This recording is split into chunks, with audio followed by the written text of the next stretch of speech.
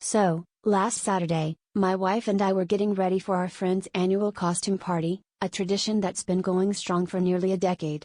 This year, the invitation said dress to impress, decadent delights.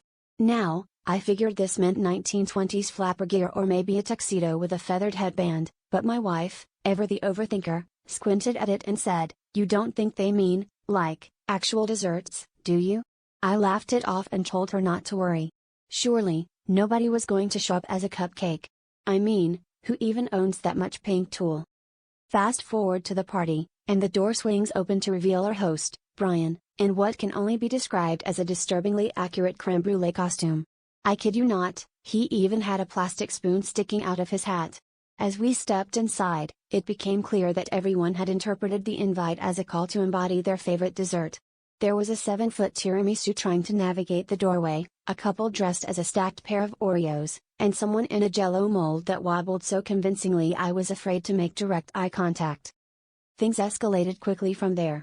I found myself cornered by a group of macaron arguing about the ethics of artificial coloring, while my wife was deep in conversation with what appeared to be a human-sized cannoli. Every time I tried to get a drink, I ended up dodging the wings of a Rogue Angel food cake. But the real highlight of my night was an encounter with a 6-foot-tall eclair named Greg. Greg, or should I say, Eclair Greg, was passionately discussing the existential crisis of being mispronounced as Eclair instead of Eclair, and before I knew it, I was nodding along to his story about a torrid breakup with a jelly donut. By the end of the night, I realized two things: 1, my wife was right, as usual, and 2, never underestimate people's commitment to a theme. But most importantly, I learned that if you ever want a truly meaningful conversation, you should clear your intentions from the start, otherwise, you'll just end up with dessert ed friends.